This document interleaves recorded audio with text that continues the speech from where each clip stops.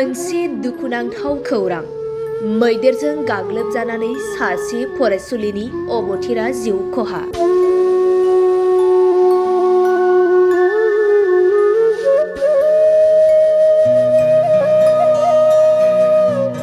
सेरफांगुरि जनता फरायसालिमानि फरायसुलि फुंजा मोसाहारिया हाग्रानि मैदेरनि उदखाराव अबथिरा जिउ खोमाना लानांदों।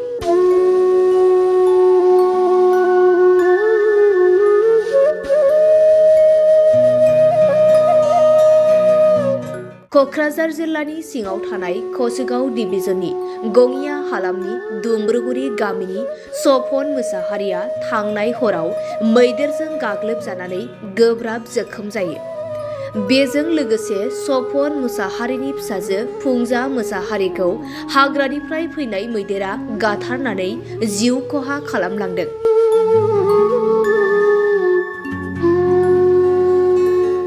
मिथिनो मोननाय बायदिब्ला जिउ खोमाना लानांनाय फुंजा मोसाहारिया HS फार्स्ट इयाराव फरायगासिनो दंमोन। फुंजा मोसाहारिखौ फुंबिलि समनि 3 रिंगासो समाव रायमना माहारियारि हाग्रानिफ्राय फैनाय मैदेरा गाथारनानै जिउ खहा खालामलांदों। ओनसोलनि थागिबि रायजो राजाफोरा फोरमायनाय बायदिब्ला रायमना माहारियारि हाग्रामा महरै फोसावखांनायनि उनाव हाग्रानि मैदेरनि उदखारा बारानिफ्राय बारा जादों। बेनिखायनो ओनसोलनि रायजो राजाफोरा दुखुथिया नखरनि सुबुंफोरनो अनसुंथाइ होनो खावलायदों।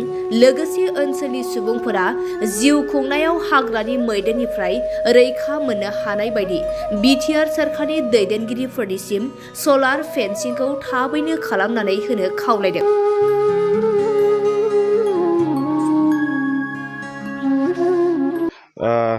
गिबियावनो खुलुमग्रोनाय थाबाय। लोगोसे बड'लेण्ड नायगिरि साफ्रोमबोनिसिम आंनि गोसो गोरबोनि खुलुमनाय आरो सिबिनायखौ बावहरग्रोबाय। मैया जाथाय जानायनि खोथाया जाहैबाय फुंबिलि 3थासो टाइमाव बे जाथाया जालांदों। बे जाहैबाय सफन मोसाहारिनि न'खराव जादों। बे हाग्रानि मैदेरा फैनानै दिनै सफन मोसाहारिनि न'खराव उदखार खालामफैबाय आरो बिथाङा बेखौ होनायाव दिनै जाथावै जाथाया जानानै थांबाय। जिथु बिनिनो फिसाजो अनसुलि फिसाजो मिस फुंजा मोसाहारिया दिनैहाय मैदेरजों गाथारलांजाबाय। जोङो बाहायनो दिनै जोबोद दुखु मोनदों। मानो होनना बुङोब्ला दिनै मानसि गाथारनायाथ' गोबां जालांबाय जोंनि ओनसोलाव, बे मैनागुरि ओनसोल एबा गङिया ओनसोलाव। दाखालिसो एसे सिगाङाव दोनगुरि गामियाव जाना थांबाय। 9 मास जानायखौ सासे गथ' बेखौ गाथारना गालांबाय आरो माखासेया खुनुरुखुम बारग'बाय। आरो दिनैनो रिसेन्टलि दिनै जानाय जाथाया जाहैबाय फिफा सफन मोसाहारिखौ गोबांथारै जखम खालामलांबाय। बिथाङा थैनायनिफ्राय खुनुरुखुम बारग'बाय, नाथाय फिसाजोखौ दिनै बिथाङा खोमाना लानो गोनां जाबाय। बिथाङा जनता फरायसालिमायाव दिनै फरायबाय थादोंमोन। थांनाय बोसोरावसो बिथाङा फार्स्ट डिभिजन मेट्रिकआव उथ्रिसारदोंमोन। बिथाङा जोबोद माहि, जोबोद मोजां फरायनायाव गोरोंमोन। जोङो ओनसोलनि जानानै जों मोनथिगौमोन। नाथाय बिथाङा दिनैहाय हरखाबै जोङो हाग्रानि मैदेरजों गाथारलांजाबाय। आरो बे ओनसोलाव गङिया हालाम ओनसोलाव जोङो दिनैहाय न' सिफायनायखौथ' जों स्वाभाबिक जों बुंनांगोन। बिफां लाइफां गय फाथै जानाखि जिनिस जालांनाय बेथ' स्वाभाबिक। खिन्थु जोङो मानसिया रैखाथि मोननो थाखाय जों बिटिआर गभर्नमेन्टखौ जों खावलायनो लुगैदों। मानसिनि जिउआ बायनानै मोना। बेनि थाखायनो जोंनो इमिडियेट जाहाथे सलार फेन्सिंखौ होनानै जोंखौ सेफटियाव दोनो एबा रैखाथियाव दोनो। जों दिनै रायजो जानायाव जों गिलुं गिलुं थासारियाव जों दङ। दिनै जाबाय, गाबोनबा सोरनाव जागोनलाय, जों बेखौ सानबाय थादों। बेखायनो नैबे जानाय जाथायखौ नोजोर होनानै बिटिआर गभर्नमेन्टनि मानब गेदेर चिफ सार प्रमद बर'आ जाहाथे बिथांमोननो अनसुंथाइखौ थाबैनो हरो, बेनि थाखाय जोङो रायजो जानानै खावलायदों। बिथाङा दिनै बिसिया खुनुरुखुम बारग'बाय आरो फिसाजो उन्दै सासे दंबावोमोन, बिथाङाबो खुनुरुखुम बारग'दों।